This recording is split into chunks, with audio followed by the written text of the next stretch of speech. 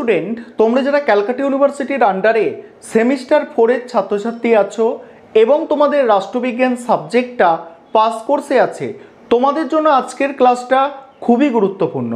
আজকের ক্লাসে তোমাদের 100% কমনযোগ্য বড় প্রশ্নর সাজেশান নিয়ে আলোচনা করব।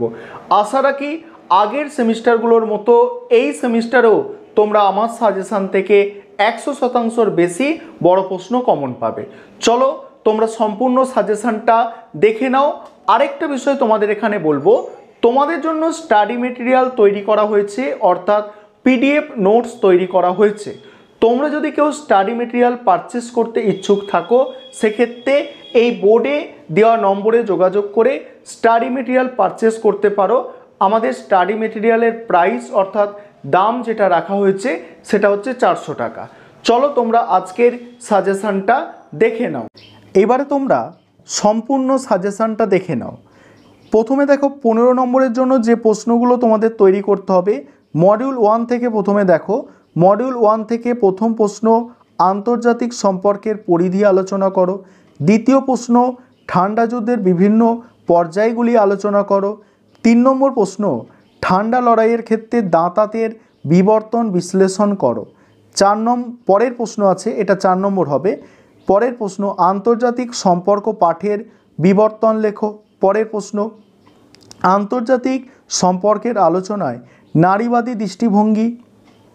পরের প্রশ্ন, আন্তর্জাতিক সম্পর্কের আলোচনায় উদারবাদী তত্ত্ব লেখো। আর শেষ প্রশ্ন মডিউল 1-এর 15 নম্বরের, ঠান্ডা যুদ্ধের কারণগুলি আলোচনা করো। মডিউল 2 থেকে যেগুলো করতে হবে, ঠান্ডা যুদ্ধের পরিস্থিতিতে আন্তর্জাতিক রাজনীতির প্রকৃতি পর্যালোচনা করো।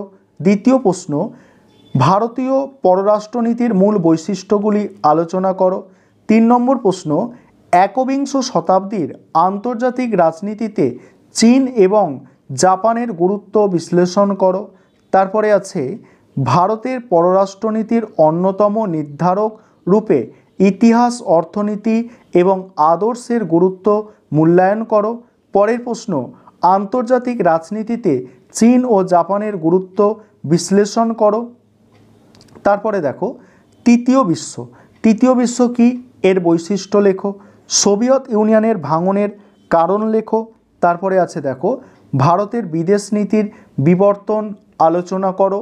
এবারে 10 নম্বরের জন্য যে প্রশ্নগুলো তোমাদের তৈরি করতে হবে, মডিউল 1 থেকে প্রথমে দেখো, কেনেথ ওয়ালাস এর নয়া বাস্তববাদী তত্ত্বটি আলোচনা করো।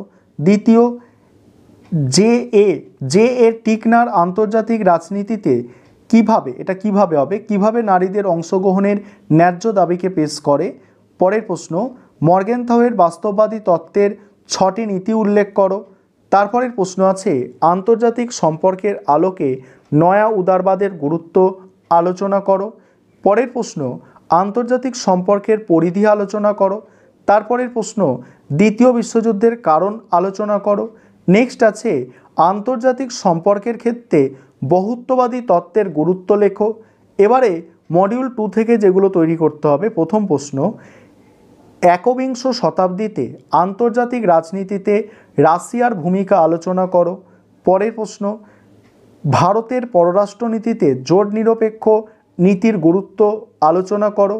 তারপরের প্রশ্ন, আন্তর্জাতিক রাজনীতির প্রেক্ষিতে ইউরোপীয় ইউনিয়নের বিকাশের ধারা সম্পর্কে একটি টিকা লেখো। নেক্সট আছে, ভারতের পররাষ্ট্রনীতির বৈশিষ্ট্য লেখো। তারপরে বিদেশ নীতির বিবর্তন আলোচনা করো, কিউবার ক্ষেপণাস্ত্র সংকট, আর হচ্ছে পেরেস্ত্রয়িকা ও গ্লাসনস্ত নীতি। এই ছিল তোমাদের সম্পূর্ণ সাজেশান।